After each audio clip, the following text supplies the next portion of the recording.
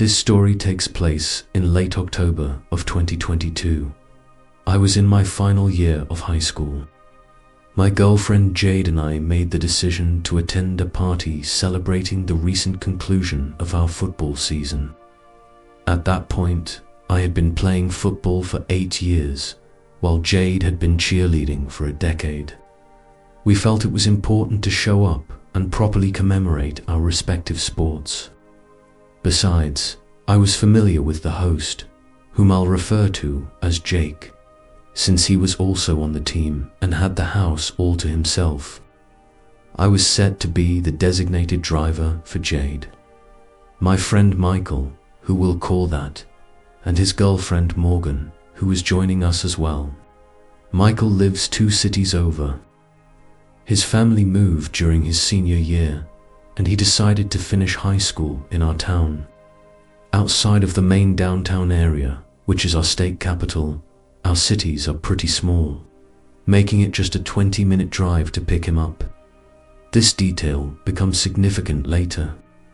With Halloween approaching fast, the party had a Halloween theme. I dressed as Jack Skeleton in a suit, and Jade did my makeup to look like a skeleton while she went as Sally. Michael chose to dress as Chucky, and Morgan came as his bride. I believe her name is Tiffany, but if I'm mistaken, I apologize for that. Upon arriving at the party, I was surprised to see more people than I initially anticipated. Virtually the entire cheerleading squad was present. Almost all members of the football team showed up, and even students from our rival high school, along with their cheerleading squad, were in attendance as well. As expected at many high school parties, some individuals struggled to manage their drinking, leading things to get quite raucous. I was engaged in a beer pong game with Michael, teaming up against 2 other friends when a voice I recognized called my name. Turning around, I spotted a kid from our high school, whom we'll call Bob, wearing a Jason mask along with his usual hoodie and jeans. To say Bob was an odd character would be an understatement. I met him in my first semester of history class when he randomly approached me to start a conversation. I could tell right away that socializing was not his strong suit. People often expect me, being on the football team, to be aloof, but I try to be friendly and approachable. Therefore, I managed to get to know him fairly well during that class, perhaps a bit too well. Bob often shared his frustrations about being single and a virgin, and how eager he was to change that. He also had trouble picking up on social cues, making his attempts to connect with us feel overly familiar, even making strange jokes here and there. Oddly enough, Bob came from a wealthy family. Both of his parents drove sports cars, and he lived in a large house. Yet, he wore the same clothes nearly every day and had long, greasy hair. He also started to high-five me in the hallways, which wasn't a huge deal to me since it just added one more person to greet on my way to class. Not long after that, I discovered through someone else that he had a massive crush on Jade back in junior high, and that his friendliness towards me was likely a ploy to get closer to her. This didn't really make sense to me at the time, so I did my best to treat him the same, but the idea lingered, especially during his high fives, which often extended longer than necessary as he included himself in conversations. While it was mildly irritating and a bit creepy at times, I didn't have any significant issues with it, particularly since he wasn't stalking me constantly. Bob approached me and started small talk, and I tried to answer him as best as I could, although I was far more focused on the beer pong game. Eventually, he left me alone. As the party began to wind down, I found myself sitting with some teammates reminiscing about our time together on the team, discussing how much we would genuinely miss it. At which point I decided to gather my group and leave. Jade was sitting about 5 feet away in a circle with the cheer team, likely doing something similar. So Fetching her wasn't particularly challenging. The tougher task was locating Michael and Morgan. I attempted to call Michael, but he didn't pick up, and I didn't have his girlfriend's number. We suspected they might be making out somewhere private, so we began knocking on doors throughout the house, opening them up to see if anyone was inside before closing them again. Bob spotted us as we entered a room and shut the door. He approached and jokingly asked, "Whoa, what are you guys up to in there?" It came off as both awkward and creepy. I inquired if he had seen our friend, but he simply replied with a no. So we continued searching. Bob then began trailing us around the house, which started to get on my nerves. Eventually, I found Michael in the bathroom, throwing up in the toilet with Morgan. While he was tidying up, I went to thank Jake for his hospitality and offered to come back the next day to help with the cleanup. He said it was okay since he had friends staying the night, including his girlfriend, who would assist him in the morning. Still, I insisted I would stop by if he needed help. We were on our way to my car when I heard Bob say, "Hey man, could you give me a ride?" I felt a bit irritated since I was already tired and had to make additional stops to drop off Michael, Morgan, and Jade, but I grudgingly agreed since I'm nice. I also didn't mind driving through his neighborhood.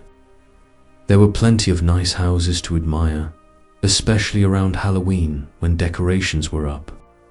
I dropped him off first and then commenced the drive to Michael's place, which was now likely a 25-minute trek.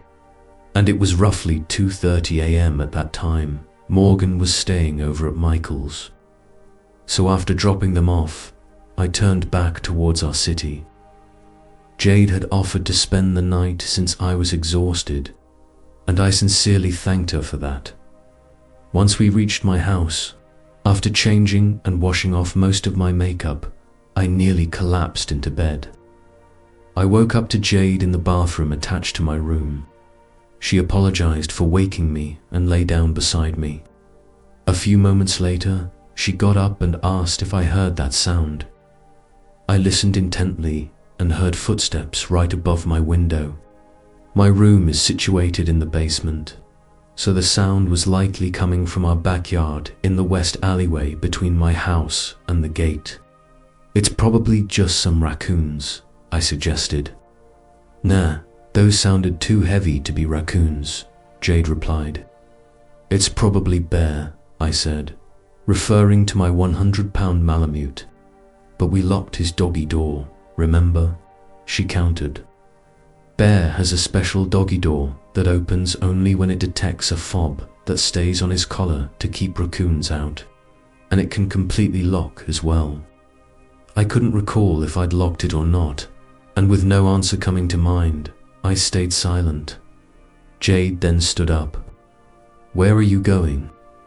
I asked, and she said she was going to check if it was indeed Bear. I really didn't want her to check alone.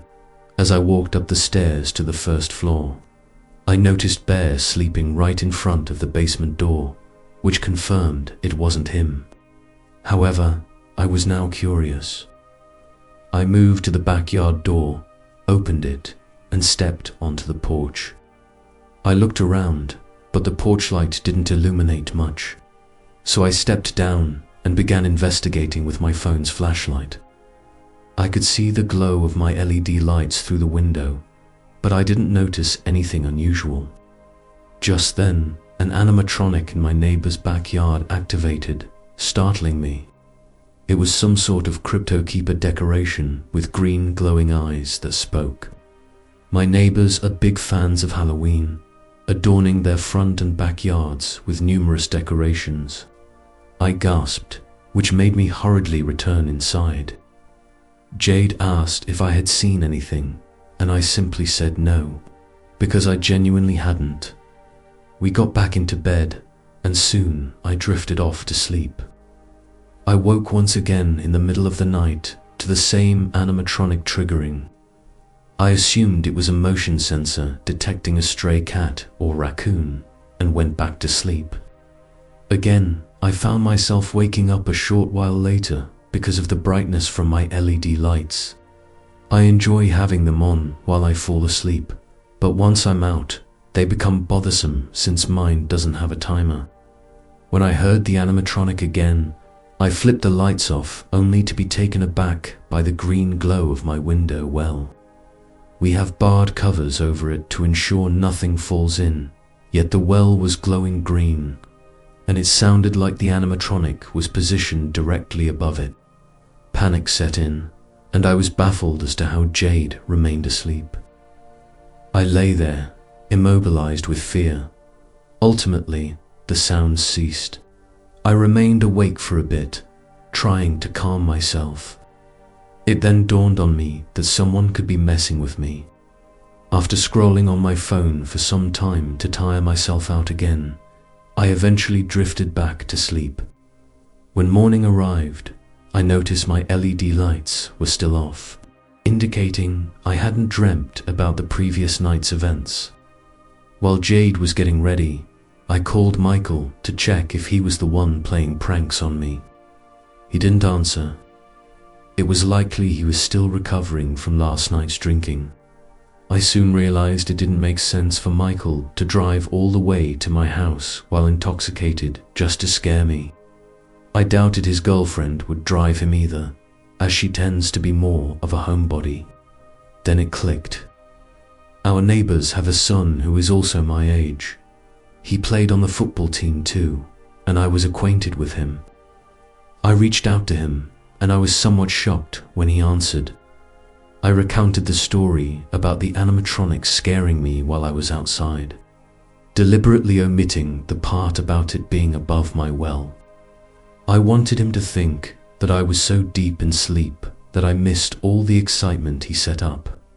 To my surprise, he responded that all the animatronics should be unplugged since he and his family were away for the weekend and wanted to avoid any electrical fires or issues.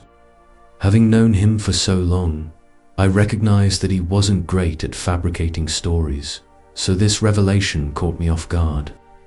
Additionally, I recalled that I hadn't seen him at the party, confirming his absence due to being out of town. I asked if I could swing by to ensure they were unplugged. I texted Michael, asking him to call me once he woke up. Jade finished getting ready and decided to tag along since she wanted to hang out with Jake's girlfriend. I explained we needed to check on the animatronics, and she agreed to come with me. Upon arriving at the neighbor's house, I made a beeline for the skeleton animatronic to check if it was plugged in, and it was not. I traced the wire up and down several times to ensure I was indeed handling the correct unplugged wire. While there, I noticed that the mess from the party had already been picked up on their end, save for a few cups. I went to the basement to grab another box of garbage bags with Jake when I noticed a Jason mask lying on the floor. I picked it up, realizing it belonged to Bob. The events from the previous night flooded back to me. The footsteps, it had been Bob in my yard.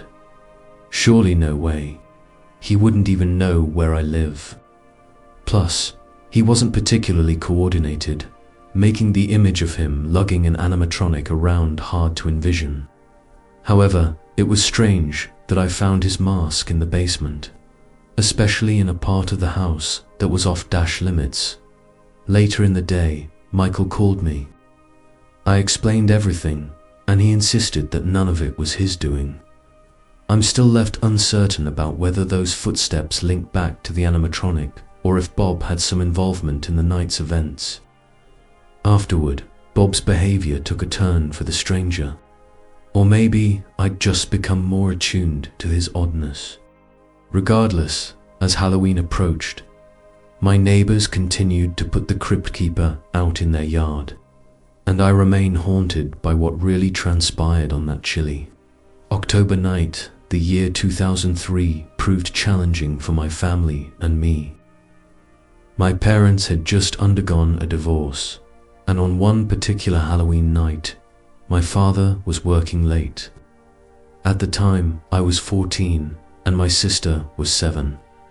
My dad entrusted me with taking Emily out trick-or-treating. After returning home from school with Emily, I noticed a piece of paper on my mailbox. It simply read, "I would die for you." Understandably, I found this eerie and decided to show it to my dad, but he wasn't home. He must have left early for work. So, I opted to toss it away without informing Emily. That night, we had filled our plans with the goal of hitting every house and collecting as much candy as possible. We had a delightful time, ran into some friends, and were making our way back when we heard a voice from a nearby house. "Hey, kids, come over here," a man's voice beckoned. We looked around but didn't see anyone until Emily gripped my arm and screamed, pointing towards a window. There stood a man disguised as a clown.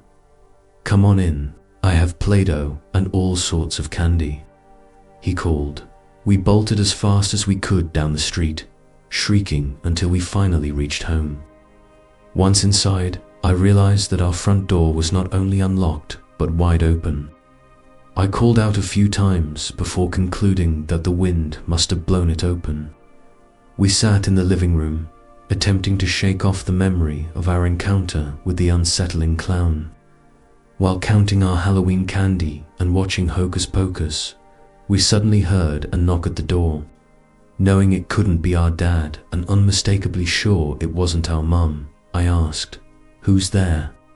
A lengthy pause followed until a voice responded, "I'm Jesus Christ. I'm here to save you from the evil of Halloween." Emily screamed, and we dashed into our dad's room, secure in the locked door. I called our dad multiple times, but he wouldn't pick up. Then, we noticed a figure near the window of our dad's room. There stood a person in a suit with a pig's mask. "It's okay. I'm Jesus, and I died for the sins of the children," he said calmly. We huddled behind our father's bed, paralyzed with terror, hearing him softly tap the window while humming a strange tune. "Let me in, or I'll slit my wrists tonight when I watch you sleep," he murmured. We could only lie there trembling in fear. Emily began to cry, and I had to remain strong for her. Eventually, the unsettling figure departed, but my sister and I stayed behind the bed for over an hour, waiting until our dad finally returned home. We recounted the ordeal to him, but he hardly seemed to care, wishing only to relax after a grueling day at work. The next day, we found a disc on our front porch, blank DVD, "We do not watch unless you love Jesus," written in Sharpie. I retreated to my room and began watching it on my PlayStation 2. What I saw was some of the most terrifying and disturbing imagery I've ever witnessed. The film featured a very tall man walking in the woods on stilts, dressed in a suit. The video cut to a VHS static effect, showing a silhouette of a man on a cross in a field, along with various other unsettling images. One that stuck with me was of an extremely overweight man in black and white, lounging in bed with a heavy layer of white face paint, greedily eating ice cream straight from the container with his bare hands. The video had no sound apart from a faint static noise in the background. I showed the DVD to my dad and shared what had occurred, but he said he would take a look. That was the last I ever saw of that DVD, and my dad never brought it up again either. He told me he threw it away and hadn't had the chance to watch it. If my dad wasn't worried about it, maybe I shouldn't be either. I can't help but wonder who it might have been and why they wanted to terrify a child so deeply. Were they truly dangerous, or was it all merely a sick prank? I suppose I'll never find out. The year 2014 stands out as one of my favorite times in life. I had just graduated from high school, landed my first job, and was ready for life to kick into gear. My high school friends and I remained close, given that we all lived in the vicinity. We kept up our weekend mischief as long as possible until we eventually parted ways in our early 20s. Some of the memories we created together have etched themselves into my heart. However, there's one incident that will forever haunt me in an unsettling manner. It was early October 2014, when my friends and I were thrilled about all the fun awaiting us during the Halloween season. A myriad of parties, haunted houses, and bonfires lined up throughout the season. One night, I found myself with two friends and their girlfriends looking for some spooky adventures. It was myself, my buddy James, his girlfriend Morgan, and Trevor along with his girlfriend Allison. Being the only single person in the group didn't trouble me at all, even if I was the fifth wheel. Trevor mentioned a creepy old cemetery in our town that we were all familiar with. The cemetery had a reputation for being eerie due to the Indian burial ground located right in its center. Our plan was to utilize one of those silly ghost hunting apps, sip on beers, share some pot, and enjoy ourselves, possibly even experiencing something creepy if luck was on our side. Upon arrival, we found the cemetery cloaked in darkness, closed and gated, which necessitated hopping a fence to gain entry. I took the lead with my iPhone flashlight while the other two guys soothed their anxious girlfriends. The atmosphere was festive until Allison claimed she spotted someone. We initially thought she was imagining things, but she was adamant about seeing a person lurking in the woods. I was slightly unsettled, but I tried to ignore it. Youthful bravado had me confident, so I tried to act tough. "Don't worry, Allison. If there's someone out there, trust me, they won't want to mess with us, and I'll make sure of it," I smirked. After a few minutes of what felt like ghost hunting, we all heard a cough emanating from the top of the burial ground. Visibility was hindered due to the darkness and a large tree blocking the view, but I didn't want to look weak for my friends. I began to walk closer. "Hello," I called, still not seeing or hearing anything. I turned to head back to my friends, and then, inexplicably, we all heard the faint strumming of an acoustic guitar. We froze, straining to listen, following the music until we discerned the sound of a man singing about a skeleton. The lyrics went something like, "Poor skeleton, I've waited for you. Poor skeleton, I'll take you home." The girls chose to trail behind, refusing to edge closer, while Trevor stayed back with them as James and I decided to investigate. Hiding behind a tree, we could see a thin, middle-aged man in a fedora playing a song. Seemingly unaware he wasn't alone in the cemetery, he suddenly stopped playing and began, unnervingly, to stare at the tree we were behind. To avoid startling him, I stepped out. "Hey man, I heard your music and thought I'd check it out. Sounds good." He continued to stare, making it one of the creepiest things I've ever encountered. Dressed in darkness next to a grave, his face hidden mostly under the fedora. I still feel uneasy thinking about him just sitting there like that. James and I resumed walking back towards the girls when he quietly said, "Yeah, sure." We froze. When we turned back, he was still standing in the same spot.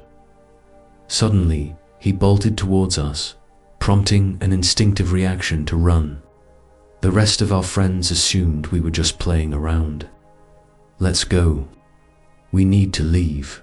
He's chasing us," I shouted. Trevor and the girls laughed and joked until they noticed him emerging from the shadows, declaring, "This is my cemetery. You think you belong here?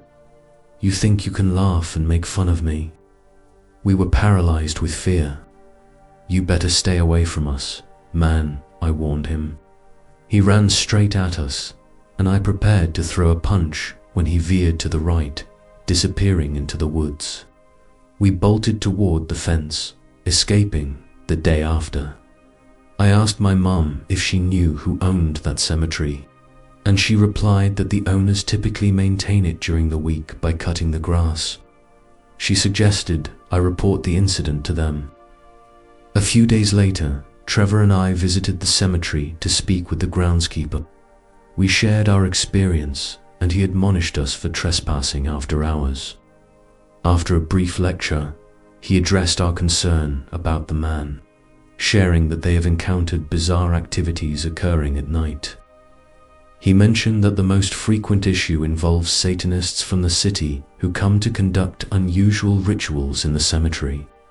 He suspected the man we encountered was a local who lived with his parents, describing him as a peculiar individual who wanders around the cemetery during the day with no reason to be there. His description eerily matched my memory of that man. Even now, I have yet to uncover who he might be. But with what I know now, I refuse to ever return to that cemetery at night.